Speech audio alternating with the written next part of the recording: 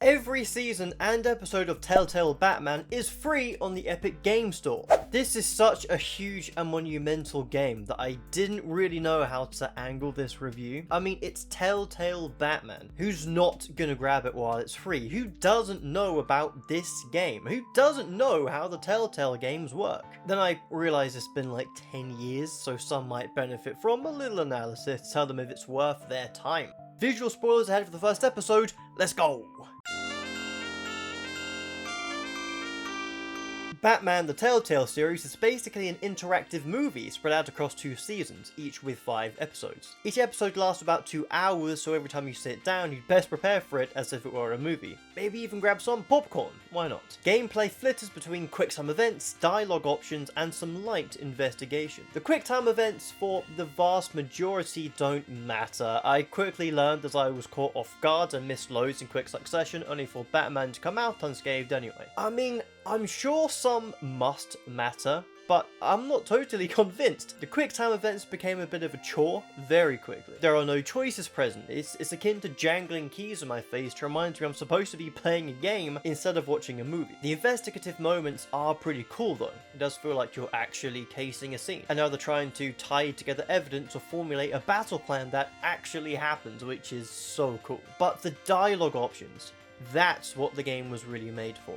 The many choices you make when interacting with the others will pave your story. By the end of episode 1, I was already keen to start all over again just to see what else would happen. I can imagine myself playing this game over and over again already to explore the different story threads. And that's because the story is great. I'm incredibly invested, but I can't really say anything or it'll ruin the experience for you. What I do find most impressive, however, is how the game really makes the Batman and Bruce Wayne feel like the same person. I've played the Arkham games, which are brilliant with Arkham Asylum being a must-try, but in those games I'm just playing as Batman, throwing thugs off buildings, breaking bones, exploding through walls to knock them unconscious, sure. Who even is Bruce Wayne in those games?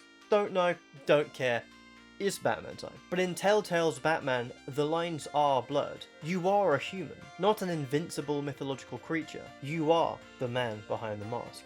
It's not a question of playing as Bruce Wayne, then playing as Batman. You're playing the same guy, which makes his feats as Batman all the more impressive, and your actions as Batman all the more meaningful.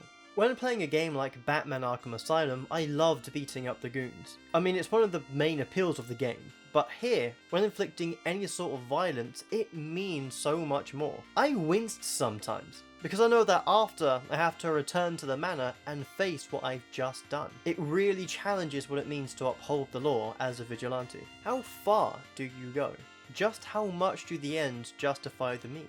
I've never had to worry about that in any other Batman game. Not really. I'm having a blast beating up thugs! And that's not the point of those games, to put you in Bruce Wayne's shoes. You're the Dark Knight, I have to do justice. But here, you're a man playing a very dangerous game, and it works so well. I just wish the quick-time events were more interesting. Make me make decisions. Make each one meaningful. Make each one more than a series of button pressing for the sake of it. After sitting through great story writing, to have to worry about hitting keys when they don't really matter just dampens the experience for me. But everything else is great. Oh yeah, I played using the Shadows mode, which is just the coolest, pure Batman noir vibe. I'd so recommend it. So, is this brilliantly acclaimed game worth grabbing, even if it is free? Well, that depends on what you're looking for. Telltale Batman is a game about making choices and seeing what happens. The story is complex and compelling, but it is mostly a spectator sport. If you're in the market for a story game, then sure, it's free, the story is good,